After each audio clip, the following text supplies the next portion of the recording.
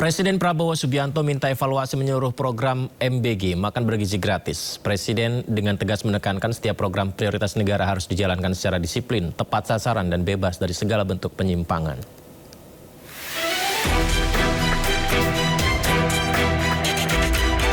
Presiden Prabowo Subianto memimpin rapat terbatas bersama jajaran Kabinet Merah Putih, pimpinan lembaga negara, Panglima TNI, serta para direktur utama BUMN strategis di Istana Merdeka. Ratas ini secara khusus membahas salah satunya langkah penguatan pelaksanaan program makan bergizi gratis. Dalam rapat ini, Presiden Prabowo juga menegaskan penertiban praktik penyelenggaraan Satuan Pelayanan Pemenuhan Gizi atau SPPG nakal.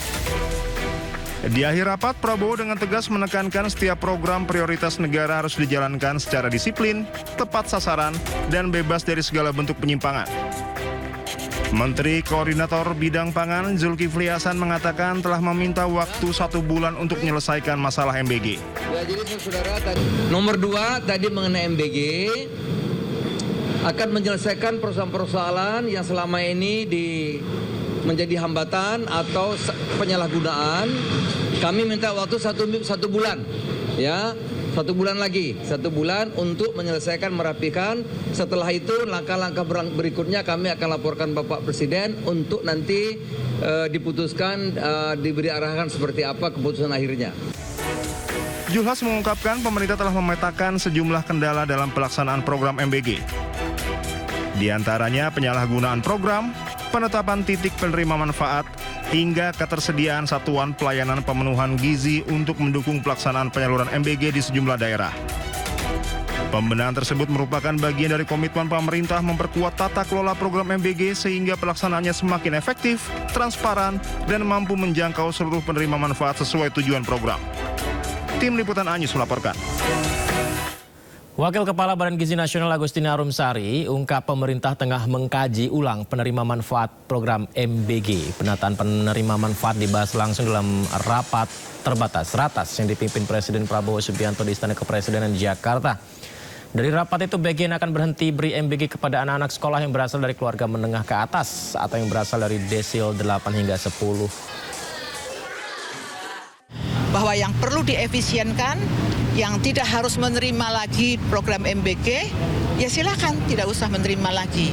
Tetapi mereka yang berada di desil yang di bawah, di daerah yang tertinggal, di daerah yang memang prevalensi stuntingnya tinggi dan sebagainya, silakan diberikan. Bahkan beliau mengatakan apakah 15.000 itu memang juga cukup. Silakan kaji. Jika memang tidak cukup, berapa angkanya? Itu pesan-pesan secara umum lah. Tapi poinnya menurut saya itu hal yang sangat baik. Arahan yang sangat jelas untuk kami kemudian nanti bekerja melakukan pembenahan. Anggaran fantastis pengadaan kipas angin Koperasi Desa Merah Putih jadi sorotan tajam DPR RI. Nilainya mencapai 1,8 triliun rupiah, memicu pertanyaan besar soal transparansi dan efisiensi penggunaan anggaran negara.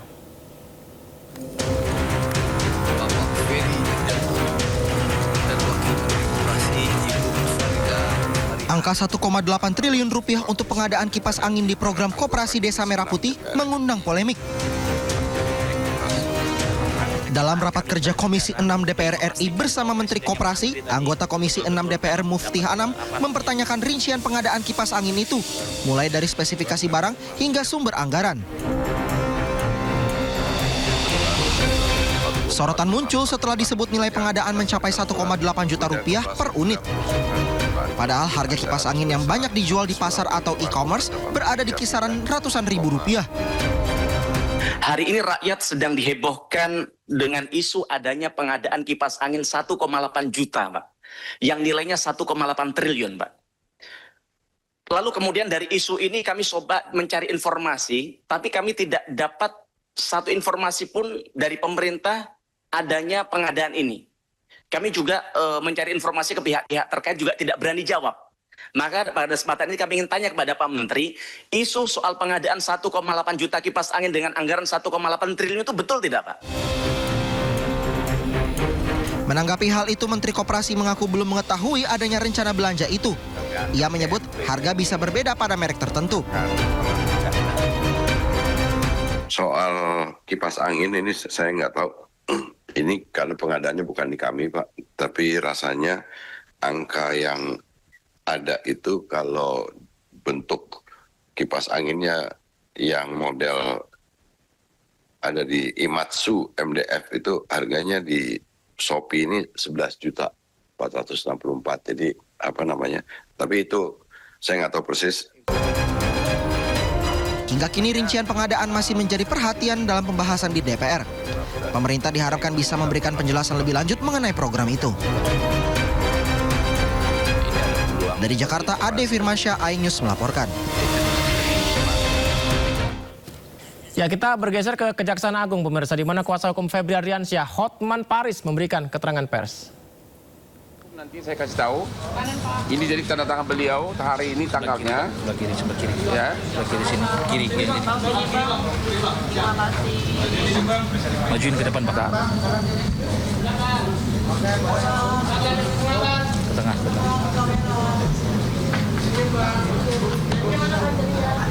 Udah? Oke. Yang kedua kuasanya adalah pengacara Parisi yang di sebelah kanan saya ini. Ya.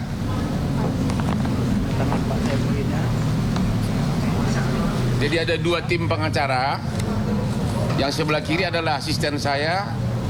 Indra, Siombing. Lupa gua namamu karena kau nggak kaya. Ya. Yang di sebelah kanan Anda sudah tahu adalah pengacaranya Don King, Don Ritno, yaitu Handika. Saya bawa ke sini karena ada beberapa hal pertanyaan yang dia yang berhak menjawab. Oke. Hari ini sudah di BAP tadi dari jam berapa tadi? Jam 10. 9. Dari jam 9 sampai baru selesai ada 18 pertanyaan. 18 pertanyaannya sudah dijawab dengan baik dan kesimpulannya tidak ada penahanan. Diperiksa sebagai tersangka dan tidak ada penahanan hari ini. 18 pertanyaan. 18 pertanyaan. Oke. Hari ini hanya sebatas kepada kasus PT Asabri. Jadi sebagaimana ketahui ada 3 kasus, ya. Kasus pertama adalah PT Asabri. Kasus kedua adalah kasus blackout di Sumatera. Kasus ketiga adalah menyangkut PT Krakatau Steel. Hari ini baru 1. Ya. Ya, ada 18 pertanyaan yang pada dasarnya adalah 1 menyangkut mengenai apakah benar Tan Kian dia tahu memberikan uang 50M lebih. Jawabannya tidak, ya. Itu yang pertama. Yang jelas menyangkut duit tidak ada, ya. Yang kedua adalah menyangkut tempat usaha apa namanya? Deklan. Kafe Deklan itu tanah sewa oleh si klien beliau. Nanti dia akan menjelaskan, yaitu si Don Ritno. Ya, Don Rito ya. Ya. Ya, Don King aja deh. Don King. Yang ketiga menyangkut rumah di Sentul. Di rumah Sentul itu sejak sampai tahun 2022 housekeepingnya pun ART-nya pun sudah bukan Pak Febri yang bayar karena sudah waktu itu dipakai oleh sama lagi Don Ritno, ya. Sudah dipakai dan dia juga berhak renovasi, ya. Jadi total nggak ada lagi penguasaan secara fisik. Demikian juga money changer juga dia tidak ada kaitan apapun. Jadi baik mengenai renovasi kenapa ada tempat uang di resto maupun di Sentul dia tidak tahu menahu. Karena contoh menyangkut rumah di Sentul itu kan kalau renovasi memang sejak tahun 2022 sudah dibawa penguasaan pengelolaan dari Don Ritno kliennya beliau dan renovasi kecil-kecil di dalam kan ya tidak diketahui oleh Pak Febri. Ya. Jadi semua terbantahkan menyangkut itu, semua disangkal. Oke. Ada pertanyaan begini. Katanya Tan Kian yang juga teman dekat saya katanya memberikan 50M lebih ya. Ya, 5 juta. Ya, artinya berarti diakui sebagai pemberi suap. Ya, betul. Ya, kalau pertanyaannya kenapa si Tan Kian sampai sekarang belum jadi tersangka? Ya. Kenapa langsung loncat kepada penerima suap. Anda kan keanehan pertama, ya. Tidak, sampai sekarang belum, ya. Berarti ada sesuatu yang dikejar. Yang penting sasaran tembak dapat dulu, ya. Itu sampai sekarang belum. Yang kedua, kan pertanyaannya kan, kenapa Tan Kian itu bukan sebagai tersangka? Gini loh, kasus dari Asabri itu sudah mulai jauh sebelum Pak Febri jadi Jampitsus. Dia belum Jampitsus waktu itu. Ya, kasus Asabri itu sudah maju ke pengadilan bulan Agustus 2021 dan diputus oleh pengadilan Tipikor Jakarta di tanggal 4 Januari 2022, di mana Jampitsus juga belum Pak Febri. Padahal untuk penentuan final decision tersangka itu adalah Jampitsus. Ya, jadi belum, ya, oke. Beliau baru jadi Jampitsus pada tanggal 22 Januari 2022. Itu satu poinnya. Ya. Poin kedua, itu kan persidangan dari mulai tingkat pengadilan negeri, tingkat pengadilan tinggi, kasasi sampai PK. Ya. Sudah 6 hakim sama 6 hakim agung, 12. Dan dalam persidangan, Tan Kian adalah sebagai saksi fakta.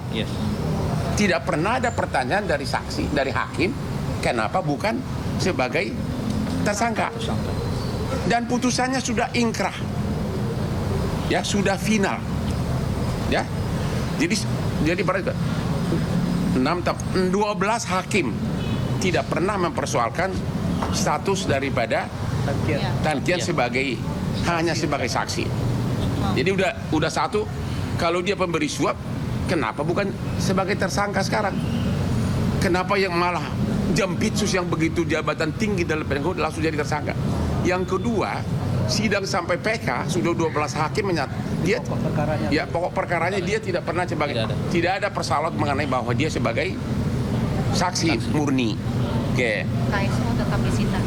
Yang ketiga, putusan dari Asabri, putusan pengadilan PK sudah dilaksanakan, sudah ingkrah, bahkan dari 22 triliun kerugian sudah dilelang, sudah kembali ke negara 12 triliun lebih.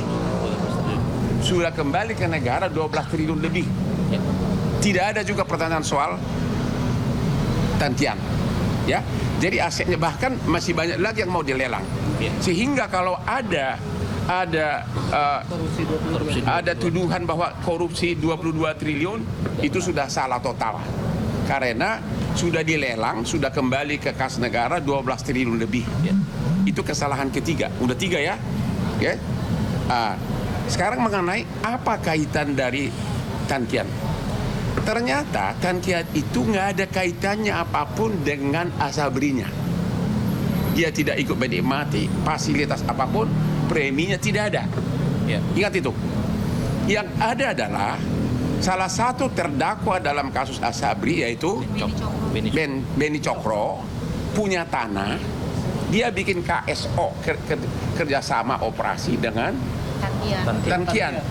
Jadi kerjasama loh. Soal ini tanah bukannya tanahnya Asabri, tapi tanahnya Bencok pribadi. Soal duitnya dari mana kita nggak tahu. Hanya itu kerjasama operasi. Tapi itu tanah itu pun sudah diambil oleh kejaksaan, bahkan sudah dalam proses lelang. 29 Juli. Sudah 12 Juli tapi harga belum cocok. 12 Juli sudah mau dilelang itu. Artinya 1 perak pun uang dari Asabri tidak dinikmati oleh Tan Kian. Udah 4 ya? Ya, udah 4. Jadi bahwa memakai alasan Tan Kian sebagai alasan bahwa dengan tidak dipakai, ditetapkan sebagai tersangka, maka Jampitsus ini yang salah, itu salah total. Dari segi korupsi pun tidak ada, karena tidak ada satupun harta Asabri yang dinikmati oleh Tan Kian. Dan juga tanah yang ada kerjasama operasional, mau bangun apa, tanahnya udah disita kejaksaan, sudah proses lelang. Artinya zero, tidak ada harta daripada daripada apa? Daripada Asabri yang diambil oleh Tan Kian yang merugikan keuangan negara. Sehingga apakah benar ada atau tidak Tan Kian kasih duit ke siapapun, itu swasta sama swasta, dan memang Pak Febri mengatakan no, tidak ada. Dan sampai hari ini Tan Kian belum jadi tersangka.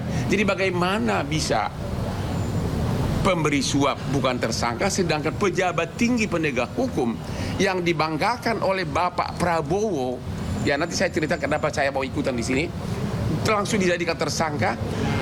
Lemari besinya aja belum dibuka sudah diviralkan. Ya. Bayangkan coba, lemari besinya aja belum terbuka sudah diviralkan. Walaupun itu bukan punya Pak Febri. Entar dulu. Ya, saya kebetulan nonton. Saya waktu itu sudah mau masuk opname di rumah sakit di sini. Jadi saya nonton di sana. Kalau di situ saya belum apa-apa, belum masih relax dulu tuh. Ya. Sekarang saya mau tanya kepada kalian. Ini jelas-jelas sudah KUHP yang baru yang dibikin oleh DPR, bahkan KUHP zaman Belanda pun sudah nggak ada artinya sama sekali, total. Jadi nggak ada gunanya lagi belajar KUHP. Nggak ada belajar lagi gunanya hukum acara. Langsung ditargetkan, divideokan, tukang kunci pun gayanya pun, cara mutarnya pun langsung diviralkan. Anda bisa tahu apa yang terjadi. Kira-kira itu sepanjang menyangkut.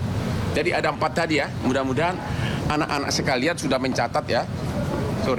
Empat dari segi hukum tidak ada alasan untuk menetapkan Febri sebagai tersangka.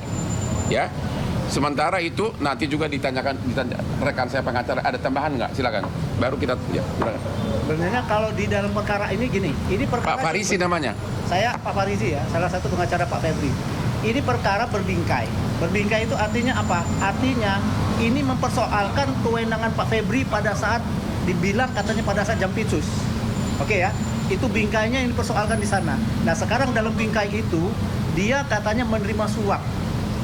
Suap itu syaratnya harus ada penyuap baru bisa dijadikan tersangka, dan syarat lainnya adalah ada kewajiban yang tidak dilaksanakan. Sampai dengan saat ini kami belum tahu kewajiban apa yang tidak dilaksanakan Pak Febri, tidak terlihat, sehingga terjadi dia menerima suap. Poin yuridisnya itu, kalau kami lihatnya yuridis ya.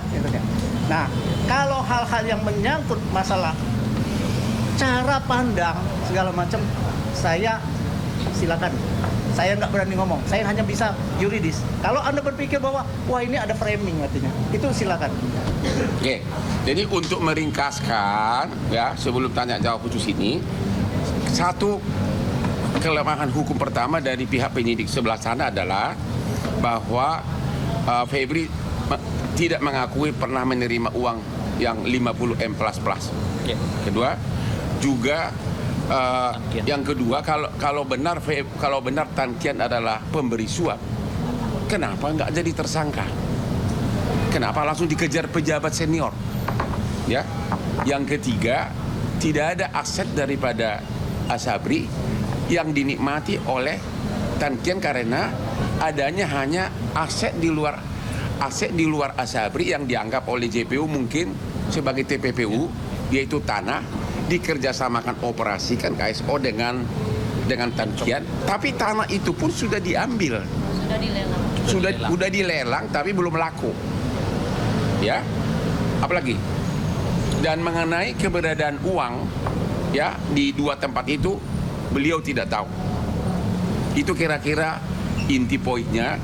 Dan yang paling fatal lagi, yang kelima, putus perkara ini sudah inkrah, sudah final.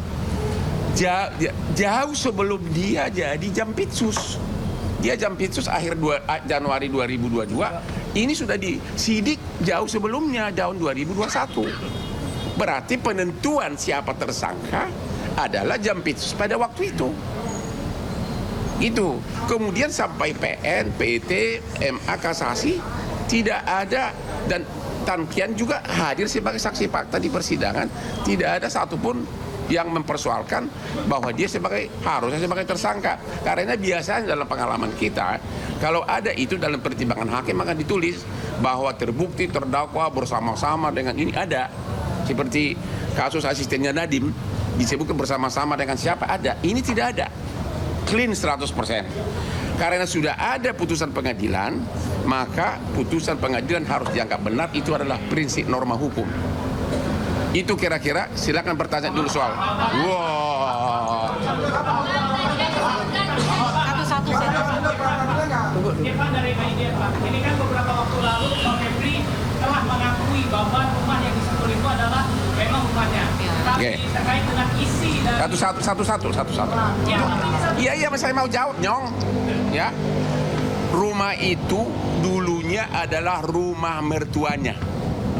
Oke, rumah mertuanya, tapi sudah lama dihibahkan ke cucu dari mertuanya. Jadi secara sertifikat itu bukan atas nama dari Febri. Itu ada buktinya. Itu di BAP tadi ditulis.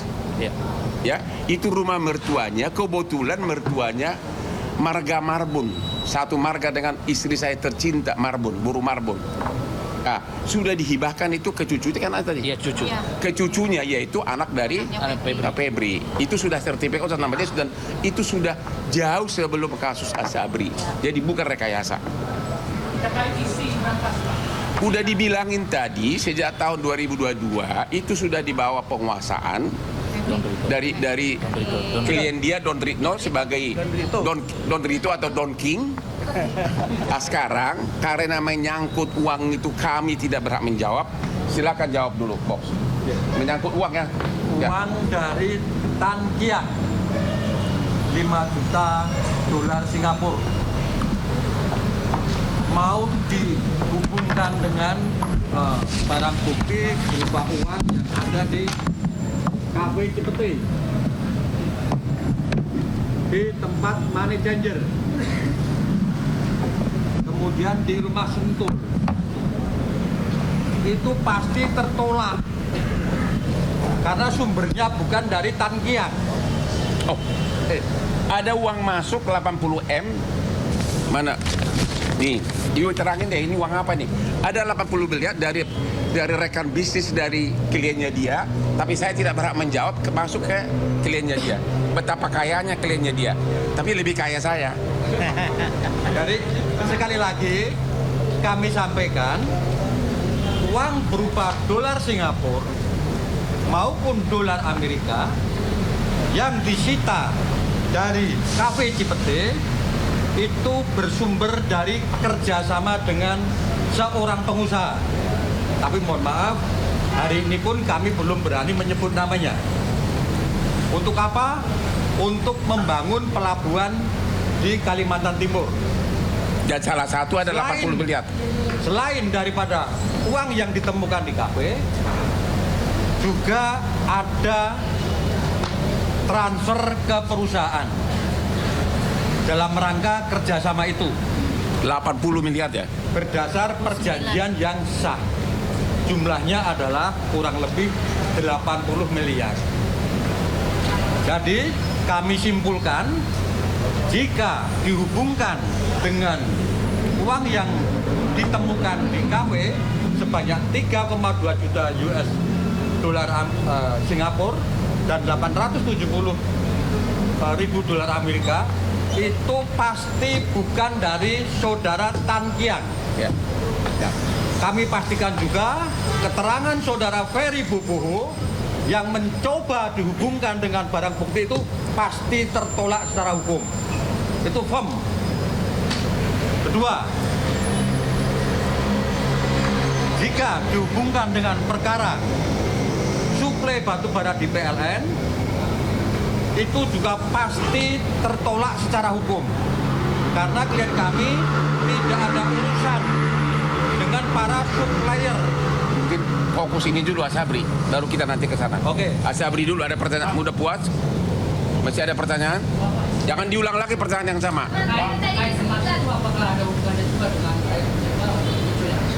Baik, jadi gini, menyambung keterangan tadi. Tadi udah kami sampaikan, sekitar tahun 2023, Don Rito meminta izin kepada pemilik untuk menggunakan rumah di Sentul sebagai backup operasional kantor yayasan. Kami ulang lagi, backup kantor operasional yayasan yang bergerak di bidang dakwah, dan pendidikan Islam. Ini sudah bisa dibuktikan adanya sekitar 700 santri dari daerah Papua, dari daerah Maluku yang sekarang mondok di salah satu pesantren di Banten. Ke depan ada rencana dari berbagai pihak untuk membangun pesantren yang besar, masjid-masjid, dan semua fasilitas pendukung, baik itu di Papua ataupun di Maluku, serta di daerah NTT. Nah, kenapa kok disimpan dalam bentuk emas? Kenapa disimpan dalam bentuk dolar Singapura? Kenapa disimpan dalam bentuk dolar Amerika? Pada saatnya kami akan jelaskan setelah para pihak yang berkontribusi itu diperiksa oleh penyidik Jampitsus, disertai dengan semua bukti-bukti yang kuat, yang sahih dan relevan. Kami tidak mau mendahului itu dulu. Kita tidak mendahului. Oke.